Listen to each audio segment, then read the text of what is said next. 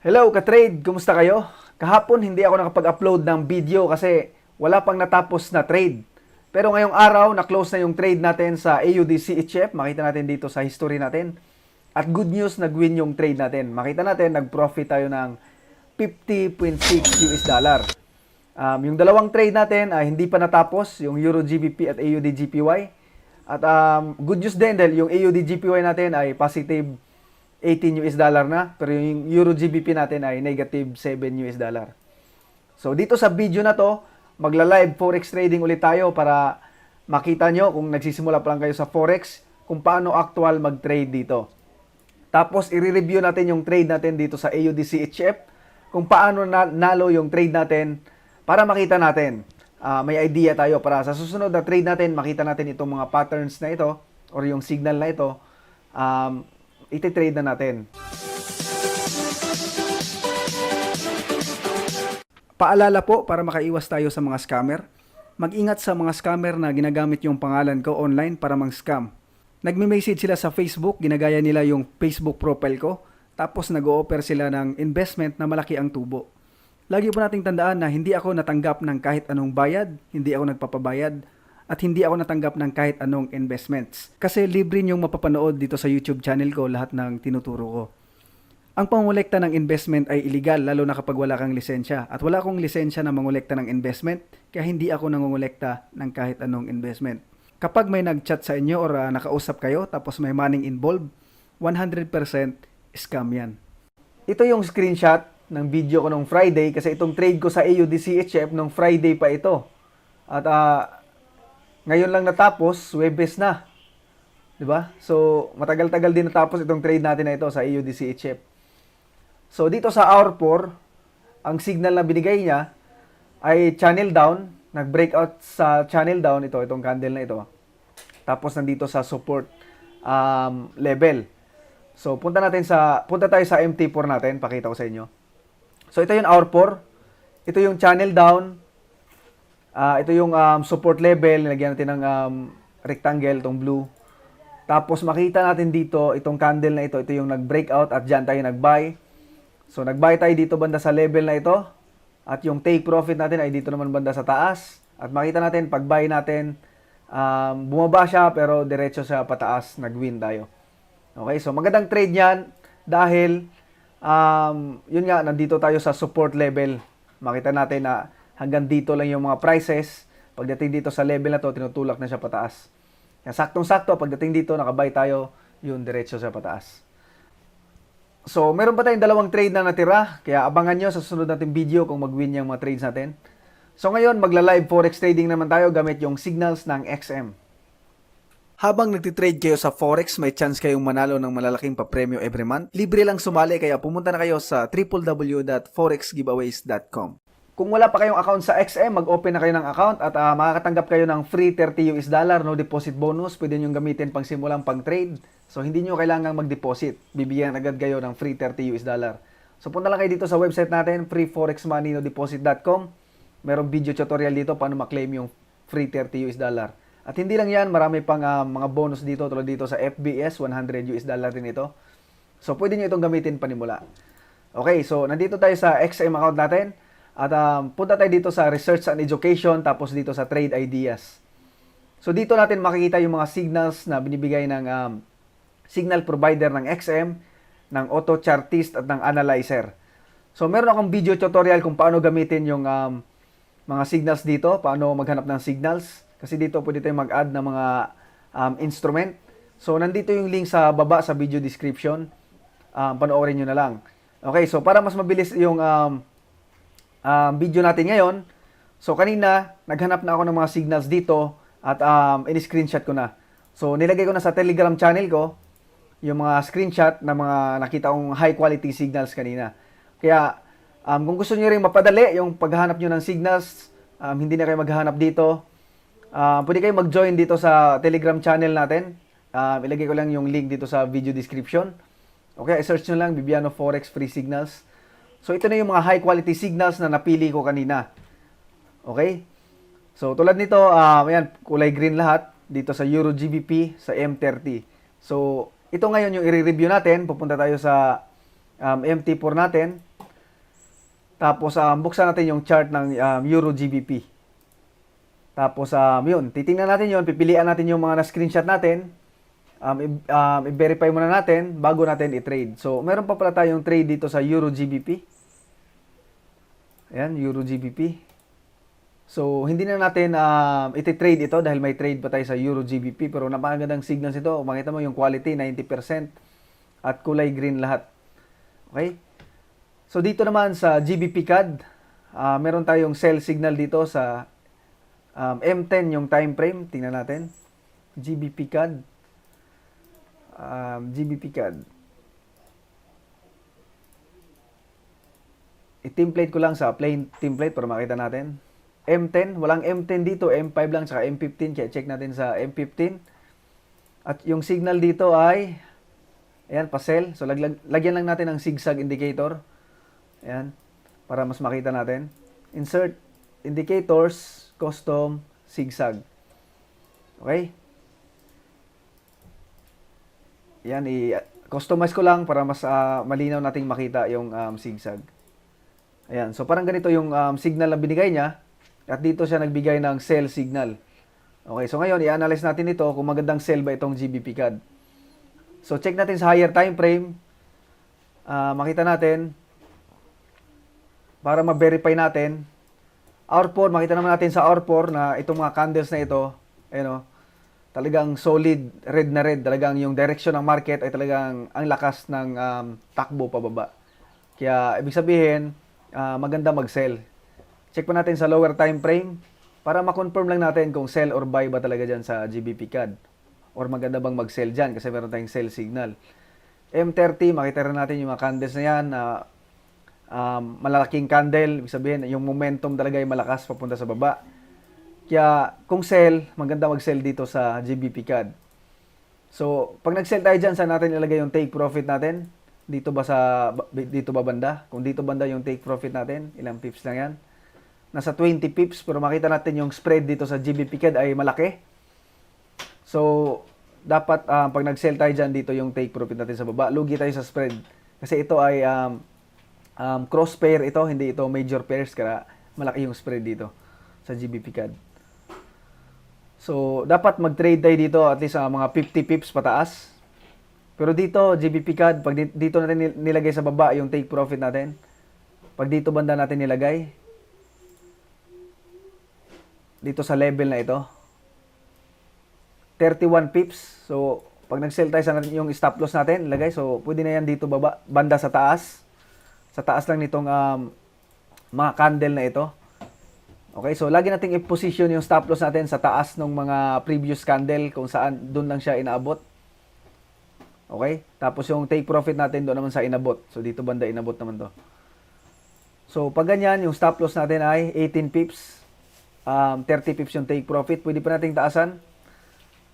Lagyan natin dito sa bandang dito sa taas naman ito banda. Masyadong malapit kasi yung 18 pips. Pag ganyan, 32 pips. 32 pips rin yung take profit. So, check natin kung pwede pang maibaba yung take profit natin. Kasi makita naman natin sa R4, maganda yung takbo niya pababa. Kaya pwede pa natin i-adjust yan. Makita natin dito sa R4 hanggang dito yung take profit natin. Kapag ganyan, yung take profit natin ay 59 pips. Stop loss ay 30 pips. So, pag ganito, pwede natin i-adjust din yung stop loss natin para medyo malayo-layo naman. Hindi tayo abutan sa pullback, tapos diretso pababa, abutin yung stop loss natin. So, sayang mag-win sana. So, pag ganyan yung forma, so, medyo dito, kampantin ako na dyan yung stop loss ko tsaka take profit ko. Kaya ito, pwedeng sell ito sa GBP CAD. So, ilista ko lang dito, GBP CAD, sell, i-rate ko yan ng 9. Kasi nakita ko sa R4, yung takbo niya ay diretso pababa. So, tingin tayo na may ibang signal. So, ito, GBP CAD, M30. So, ayan, makita rin natin dito sa M30, GBP CAD pa rin. Makita mo yung quality ng signals, 90%. Green na green, initial trend, 100%. Makita mo yung signal, talagang green lahat. So, na-analyze na natin yan. Kaya, na-rate na natin yan ng 9. So, dagdag confirmation din ito na magandang mag-sell dyan sa GBP CAD. Dito naman sa AUD-CHF, meron tayong buy signal. Quality ay 70%. So, check natin yung AUD-CHF. Buy sa time frame. Tingnan natin. M30. Ayan. So, ito yung nag-win tayo. Nag-buy na rin tayo dito nung Friday. Tapos yung trade at kumita tayo ng $50. So, check natin yung pattern. Ito ay channel up. Channel up sa M30. Okay, so ito yung pattern niya. So, ito yung trend line. Guguhit mo lang itong trend line, tapos itatapat mo lang dyan. Parang ganyan. Para makuha mo yung channel na channel up. So, ganyan yung forma niya ng signal na binigay niya. Tapos, nag-signal siya ng buy dito. So, dito banda yung take profit natin. So, tingnan natin sa day 1. Double check lang natin kung maganda ba talaga mag-buy dito. So, dito sa day 1, may nakita naman tayo dito na support level dito banda. So, posible nga na tataas na siya. Diretso na siya pataas. Hour 4, makita rin natin yung takbo niya, malalaking candle, talagang diretso pataas. So, check pa natin sa hour 1. Ayan. Tingnan natin kung meron bang resistance sa taas. So, ito merong resistance. Shapes, triangle, square, rectangle. Meron ngang resistance dito. Pwede na siyang nag-ranging. Posible na nga siyang bumaba sa hour 4. Ayan, mas makita natin sa hour 1 na parang nag-ranging na siya dyan banda at pwede na siyang bumagsak pababa. Di ba? Kitang-kita naman natin yung channel or yung range zone na dito banda, taas baba lang siya. So, dahil nakita natin ito sa hour 4, pati dito sa hour 1, itong resistance na to. So, makita natin dito banda, pagdating dito bagsak, pagdating dito bagsak. So, dito yan nakita natin nagsisimula na siyang bumagsak. So, hindi natin i-trade itong AUD CHF. Hanap pa tayo ng ibang signal. Euro AUD, hour 4, ang quality ay 70%. Euro AUD. Check natin yung Euro AUD hour 4.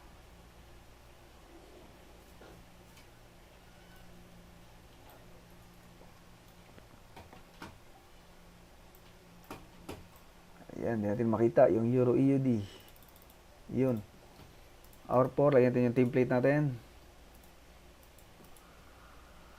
So, ang signal niya dito ay ascending triangle sa hour 4. Okay?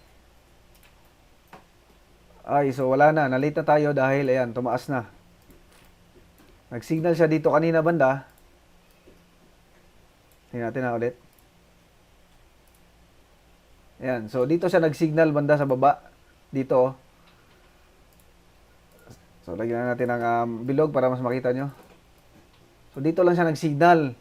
Pero makita natin, pag signal niya ng buy dyan, diretso na pataas, tumakbo na ng 70 pips. Kaya sayang din yung trade na yan.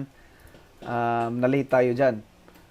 Okay lang, hanap tayo ng iba. So, ito ay Euro CHF. Signal strength, 90%. So, tingnan natin, Euro CHF M30. Euro CHF M30. Euro CHF. So, M30. So, ang pattern niya ay zigzag, uptrend, resumption. So, lagyan natin ng zigzag para makita natin yung ma-visual natin yung chart ng analyzer.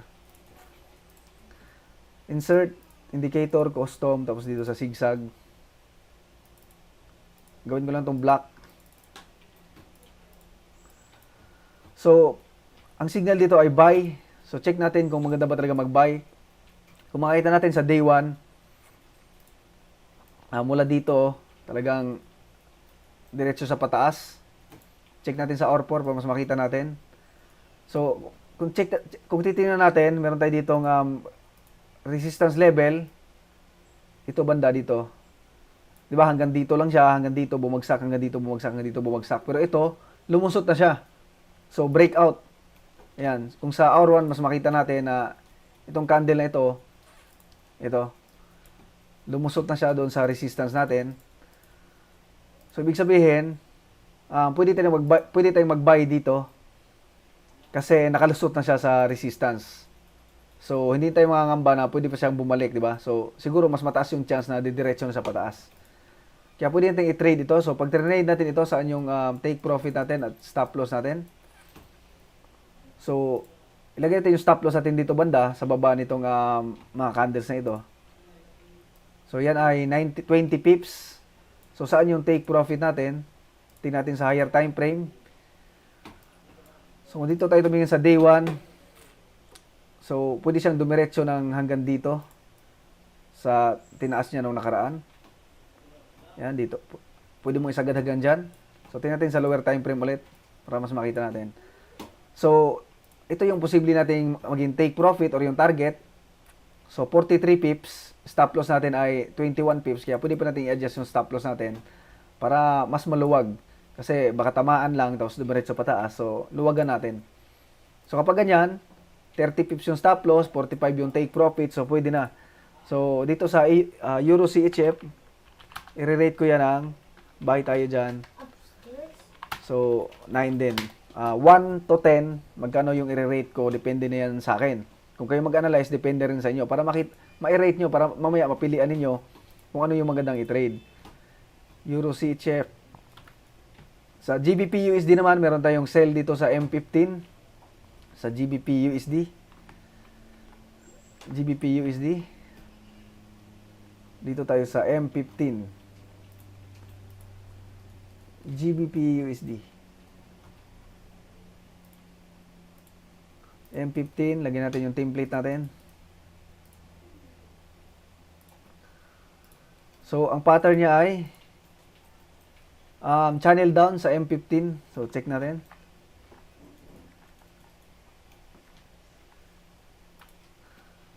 Opya. So, wait lang adjust lang natin itong chart para mas makita natin. So, pwede nyo i-drag dito sa gilid para ma-adjust nyo yung view ng chart. So, ito yung channel down na binigay niyang signal. So, ganyan. So, pag ganyan, sell yung binigay niyang signal dahil dito sa M15, downtrend. So, posible niya siyang dumiretso pababa. So, double check lang natin sa higher time frame kung maganda bang mag-sell dito sa GBP USD. So, makikita natin dito sa day 1, uptrend. Pataas yung takbo ng GBP USD. Pero dito sa R4, makita natin na ang lalaki ng candles, itong tatlong candles ito, pabagsak. Diretso sa pababa. So, check lang natin kung meron tayong support. So, nandito pa naman yung support natin sa baba banda na posibleng tigilan niya or posibleng abutin niya tapos diretso na pabalik pataas.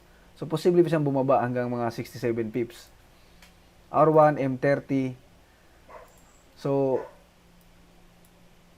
para sa akin, pwede pa nga tayong mag-sell hanggang dito. Pwede pa siyang bumaba hanggang dito. So, magandang trade din ito. Kung dito yung take profit natin, mga 53 pips, yung stop loss natin, ilagay natin dito sa previous high niya. So, dito banda, sa taas lang nitong mga candle na ito. Okay, so pag ganyan, stop loss natin ay 32, take profit natin ay mga 50 pips pataas. So, magandang trade din ito. Okay? So, makita naman natin sa R4 na posible pa nga siyang pumunta hanggang dito sa support. Tumakbo pa siya hanggang dito. So, ito ay GBP USD. Sell. So, i-rate ko rin ito ng 9 out of 10. So, ngayon, mamili pa tayo ng signal. So, ito naman ay GBP CAD. GBP CAD. So, GBP CAD. So, meron na tayo dyan. Nakita natin kanina yan. So, pangatlong signal siya sa GBP CAD. Ibig sabihin, maraming sell signal ngayon sa GBP CAD. Kaya, posible maganda yung maging resulta natin dyan. Ito naman sa Euro USD, sa M30. Check natin ito. Euro USD, M30. So, hanapin ko lang. Nasa taas yun. Euro USD. Yan. Template, M30. So, yung signal na binigay niya dito ay, saan tayo?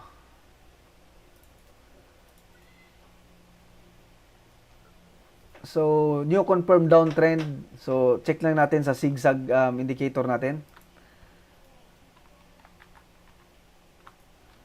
Lagyan natin ng zigzag para ma-view natin yung itsura ng binigyan ng signal ng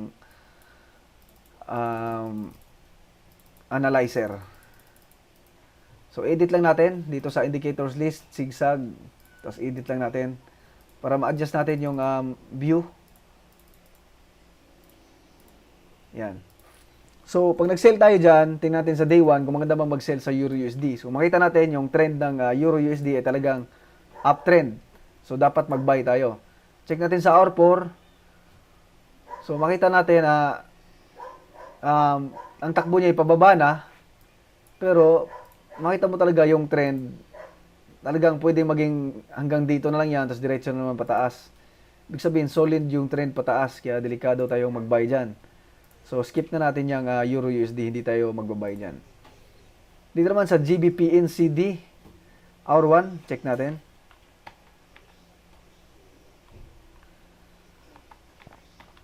GBP NCD, yan. GBP NCD sa hour 1. So, yung signal na binigay niya ay bullish failure swing. Bullish, so magbabay tayo dito. So, tingnan natin kung magandang buy ba dyan. Okay. So, lagyan natin ng zigzag para ma-view natin yung itsura. So, paulit-ulit tayo mag-settings dito sa zigzag. Hindi siya nagsisave. Maganda pag nagsisave. So, buy yung signal dito. Tingnan natin sa higher time frame kung maganda bang mag-buy dito. Kung makita naman natin sa day 1, talagang yung trend ay tirek na tirek pataas. Hour 4. So, sa hour 4, meron siyang channel na ganyan. Pag i-drawing tayo ng channel, so parang nag-break siya dito, lumusot siya pababa. Diba? So, makita natin, tanggalin ulit natin yung para malinis. So, makita natin, parang nag-drawing tayo ng trend line. Yan, trend line. Ito yung uptrend. Kaso, lumusot na siya pababa. Di ba? So, posible na pa-down na siya kasi na-break niya na yung itong channel up na ito eh. Tsaka itong levels na ito. Yan, makita natin itong level na ito. Ito. So, hanggang dito lang siya bumagsak. Hanggang dito, nirespeto niya yung level na yan. Tapos hanggang dito, tumaas ulit. Pero dito, hindi niya nirespeto. Dumiretso sa pababa. Ibig sabihin, malakas yung takbo niya pababa kasi wala siyang respeto sa level na yan eh. So, posible nga, diretso na yun pababa. Pero yung signal natin ay buy. Kaya, hindi tayo magte-trade dyan. So, meron pa tayong signal dito na galing naman to sa trading view. Ito. So, kung i-check natin ito, meron din tayo ditong link sa trading view. Nilagay ko rin dyan. Source. Ito ay GBP NCD. Ang time frame ay 1 hour, hour 1. So, check rin natin yan. So, GBP NCD. So, yun nga, ito nga yung signal niya. Base sa sinabi ko nga na nag-break yan. So, ayun, may signal tayo dito na, ayan, sell signal niya dito. So, yan yung analyze niya. So, ayun, kaparehas ng drenowing natin dito, yung blue na ito. Tapos, meron din siyang target dito sa baba. So, liitan natin ng konti. So, may level din siya dito na target sa baba. Itong level na ito. Shape, rectangle. So, yan yung level na ito na pwedeng maging target kapag nag-sell tayo. So, kapag nag-sell tayo dyan, so yun nga, na-analyze natin na nag-break yan. So, pwede nga talaga tayong mag-sell dyan. So, pag nag-sell tayo dyan, saan yung take profit natin? So, pwede natin ilagay yung take profit natin kahit dito banda or mas mababa pa, kahit hanggang dito sagad sa baba. Pag dyan yung take profit natin, ilang pips yan? So, 80 pips, 81. So, pwede na. Stop loss natin ay dito sa taas nitong mga candle ito. So, dito, so nasa mga 50 pips. So, pwede mag-sell tayo dito sa GBP NCD. Magandang sell ito. GBP NCD sell. So, 9 out of 10 din yung ratings ko dyan. So, meron pa tayo dito mga signals sa iba. May signals sa dito sa gold. Hour 4 sa gold. So, check natin yung gold. chart. Tapos dito tayo sa spot metals, tapos sa gold. Ang gold saka XEU USD ay parehas lang yon. Gold din yon. Ang symbol kasi ng gold ay XEU. So, tingnan natin yung link. Ayan. So, ito yung analyze niya. Sa GBPNC dito. Tingnan natin yung sa gold. Sa gold. Ito yung sa gold. Uy, hindi ko na ilagay. Nagkamali ako ng lagay ng link. So, check na lang natin sa R4. Ayan. Gawin natin yung pattern na nilagay niya. So, naglagay siya ng dalawang levels na hanggang doon lang tapos bumagsak. Tapos, na-break niya itong level na ito.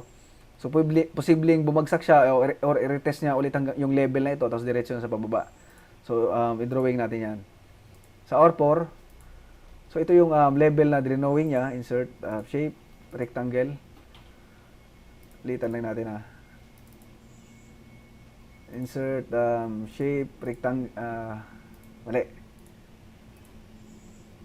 So, ito yung level na yon na parang mag-test lang sa dyan.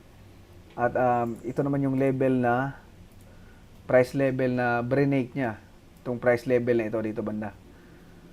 Okay, so posibleng babalik pa siya dito sa taas bago sa dumiretso pababa. So kapag nag-sell tayo diyan, so pwede natin ilagay yung take profit natin dito banda sa baba. So kapag ganyan, so nasa ano yan? 289 pips. Pero dito sa gold kasi ang kwentahan dito kapag ganyan, ano lang yan? Yung 289, so 28 pips lang yan. So pag ganyan, 303 pips. So kung sa forex pairs lang yan, katumbas niyan parang 30 pips lang yan. Okay? So kapag dyan yung take profit natin, yung stop loss natin, ilagay natin dito sa taas. Sa taas nitong candle na to. So kapag ganyan, 3,080. So, dito sa gold, tanggalin natin yung dalawang decimal place sa dulo. So, 38 pips yung kwenta natin dyan. 30 pips. So, dito, take profit natin, 31 pips lang. So, pwede natin i-adjust yung take profit natin para mas malaki yung take profit natin hanggang dito sa baba. Dito. So, kapag ganyan, yung take profit natin ay 5,517. So, tanggalin natin yung dalawang digit sa dulo. So, 55 pips. Stop loss ay 30 pips. So, pwede natin adjust pa ng konti para makahinga ng konti sa taas. So, pwede tayong mag-sell ngayon sa gold. So, para sa akin, yung gold, sell. So, i-rate ko yan ng 8. Okay, so, meron pa tayong mga signal dito na titignan. GBP CHF naman ito. Sell signal, pero meron yata tayong lista. GBP CHF, ito ay R1. So, i-check natin yung GBP CHF R1. So, tingnan natin yung pattern niya dito sa trading view. Tapos, punta natin dito sa R1, dito sa GBP CHF. GBP CHF. So, maya-maya lang, magla-live trading na tayo pagkatapos nating mamili ng iti-trade natin. So, ganito talaga. A-analyze muna tayo. Pipili muna tayo ng magandang trades. So, hindi naman 100% na mananalo yung mga napili nating mga magandang trades. Kasi sa forex trading, walang 100%. So, may loss pa rin yan. So, ang importante lang, mamimili tayo para mas mataas yung win rate natin. Kasi $50 bawat trade natin dito. So, 25 pesos din yun. So, kapag na-tsempohan natin na mag-win lahat ng trades natin, kung makapag-trade tayo ng 5 times 5, so $250 kung sa loob lang isang araw. So, magkano yun? 12,000 yun. So, ang signal niya dito ay sell. Channel, ito, parang channel down. Ayan. I-drawing natin So, sell yung signal niya dito. Parang ganyan, channel down. Kaso nga, na-break na nag-break out na Makita mo, lumusot na siya dyan. So, makita rin natin dito na meron tayong resistance level dito banda. Di ba? At yung resistance na yan, nabasag na. So, posible din naman na babagsak na yan kasi yung dito sa resistance level number 2, inabot niya, tapos bumagsak na siya. Pero, ang importante kasi dito, na-break niya na itong resistance level number 1 natin, lumusot na siya. Kaya delikado na dyan. Posibleng basagin na rin yan. Posibleng nag-retrace lang yan dyan, tapos diretso na pataas. Kaya hindi natin iti-trade dyan. So, meron din dito sa USD GPY na buy signal. So, check natin. USD GPY. So, open natin yung chart ng USD GPY.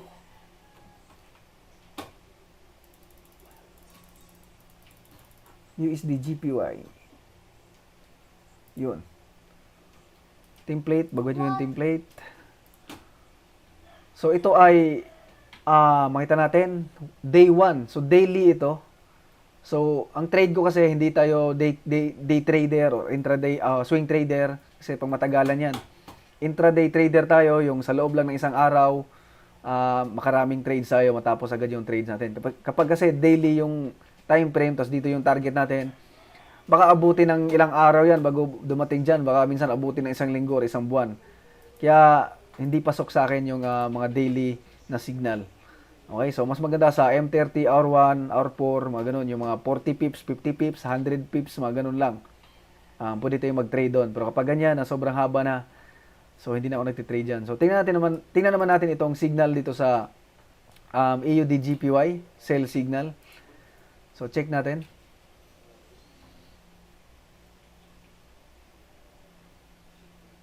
AUD GPY, open na rin natin yung chart natin.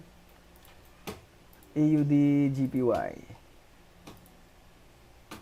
So may trade pa tayo dito sa AUD GPY. Meron pa tayong sell dito. At maganda rin naman dahil yung signal niya dito ay sell. Okay, so may resistance kasi na, ayan, kitang-kita natin yung drawing na red, may resistance. So may trade pa tayo dyan, kaya hindi muna tayo magti-trade dyan. Okay, so ito na yung mga napili natin, posible natin i-sell. So marami tayong trade ngayon sa GBP. At good news, so itabi-tabi ko lang yung mga GBP natin.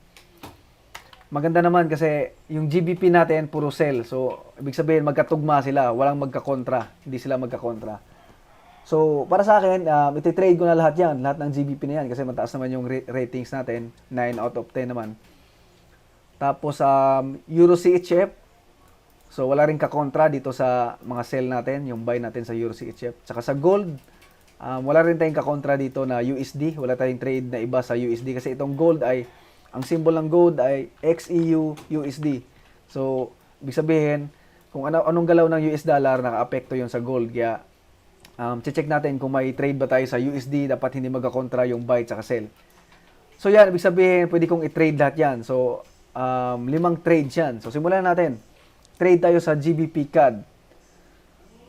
GBP CAD. So, ito ay sell. So, take profit natin ay 62 pips. Okay, 62 pips. So, punta na agad tayo sa position size calculator. Google nyo lang. So, dito natin i-compute yung trade size or yung lot size dito banda para makwenta natin kung ilang dollar yung iti-trade natin at kung ilang pips. So, dito sa account size, lagay mo lang kahit anong number. Tapos dito sa risk ratio, i-switch mo lang to money para eksaktong pera yung kwentahan, dollar. So, ito $50 yung take profit ko. So, dito, stop loss yung nakalagay pero take profit na yung ilalagay ko, kukwentahin ko dyan.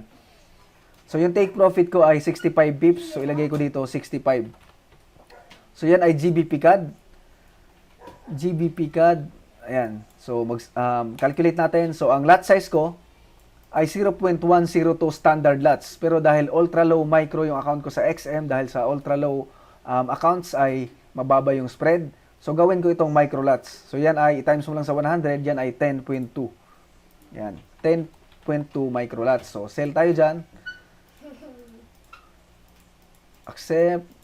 Okay. Sell. So, dito yung take profit natin sa baba.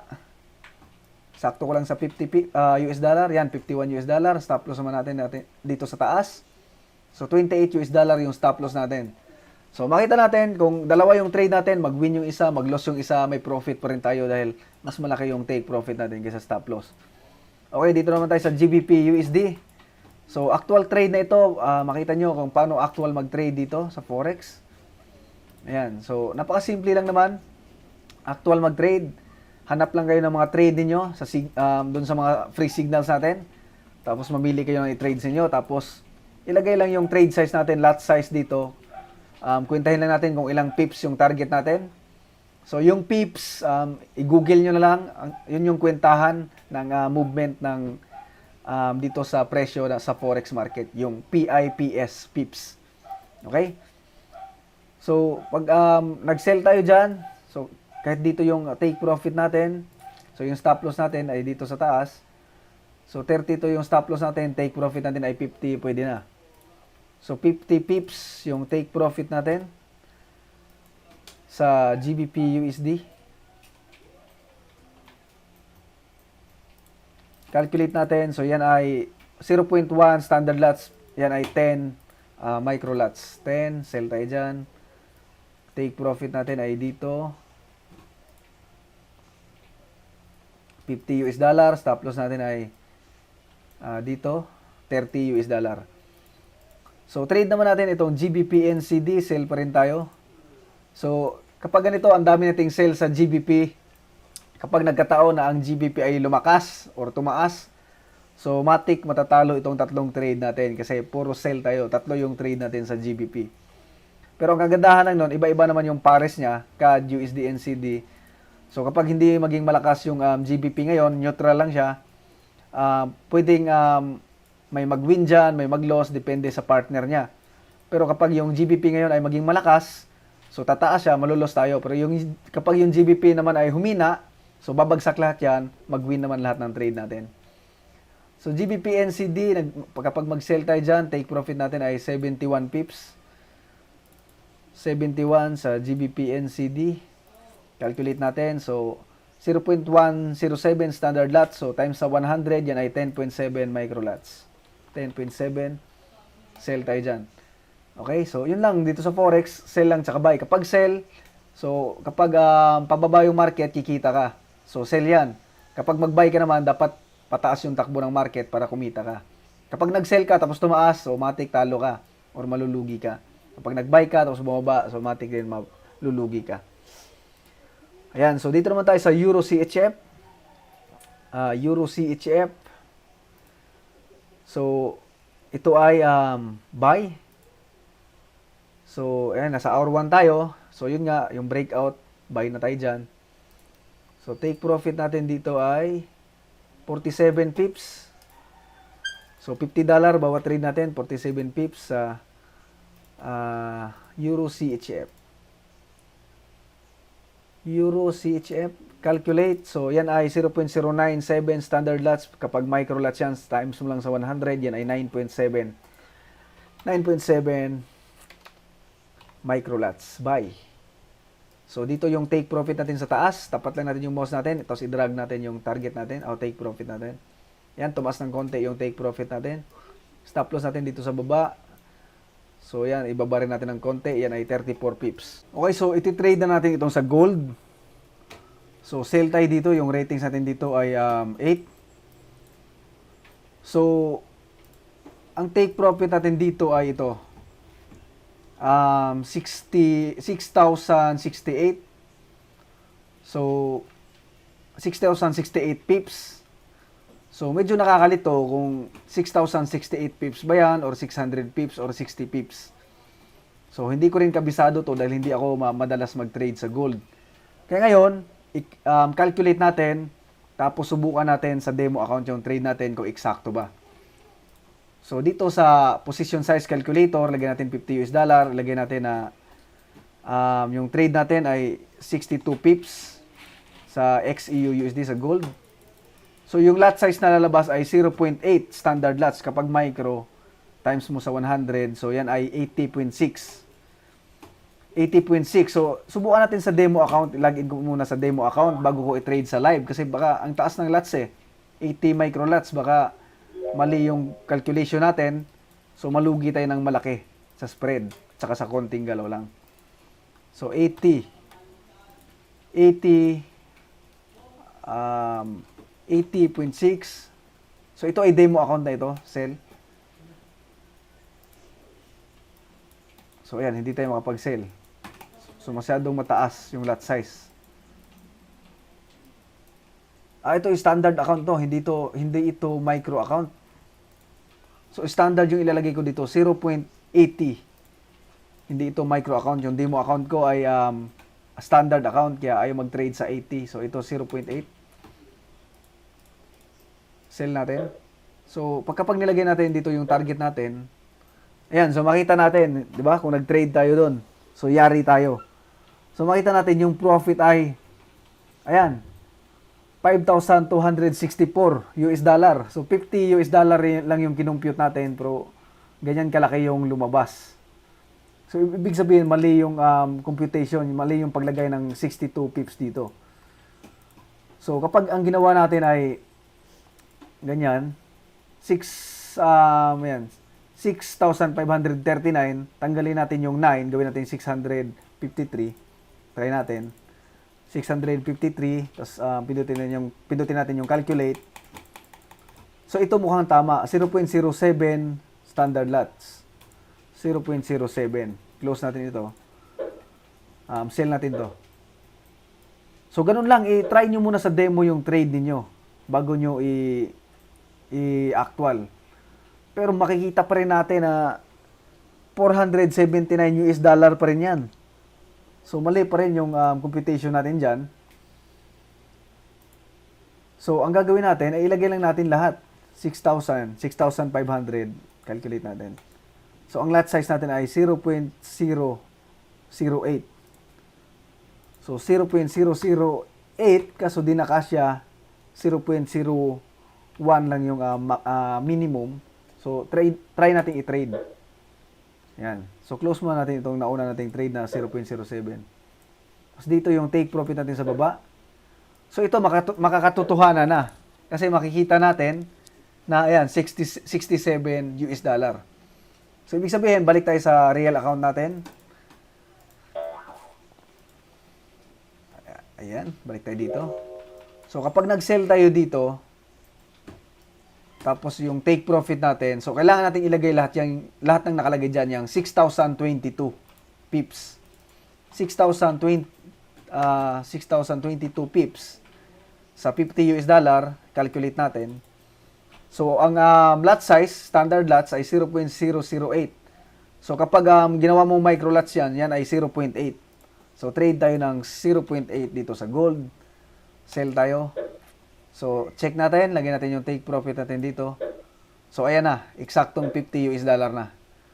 So, yun lang. Maraming salamat sa panunood. At abangan nyo bukas or sa susunod na araw kung itong mga trades natin ay mag-win ba. Alin ba dito sa mga trade natin yung mag-win? Alin ba dito yung mag-loss? Maraming salamat. Subscribe kayo sa YouTube channel ko.